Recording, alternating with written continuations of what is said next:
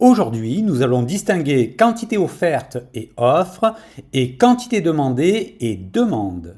Pour cela, nous allons afficher les courbes d'offre et de demande et les tableaux qui ont permis de construire ces courbes.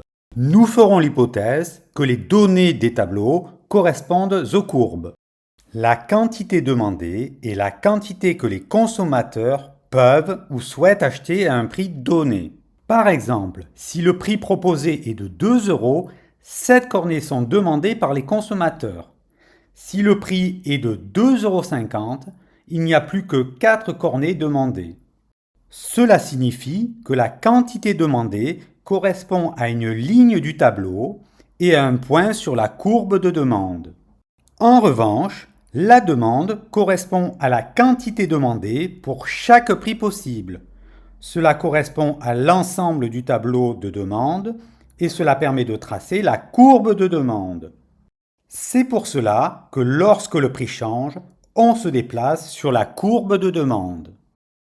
La quantité offerte est la quantité que les producteurs peuvent ou souhaitent vendre à un prix donné. Par exemple, si le prix proposé est de 2 euros, 7 cornets sont offerts par les producteurs. Si le prix est de 2,50 euros, il y a 10 cornets offerts par les producteurs.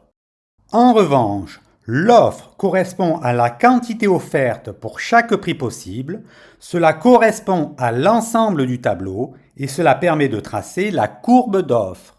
C'est pour cela que lorsque le prix change, on se déplace sur la courbe d'offre. Conclusion. Quand on dit qu'à l'équilibre, l'offre est égale à la demande, c'est une imprécision scientifique, car en réalité, c'est la quantité offerte qui est égale à la quantité demandée, ou qu'au prix d'équilibre, le résultat de l'équation d'offre est égal au résultat de l'équation de demande.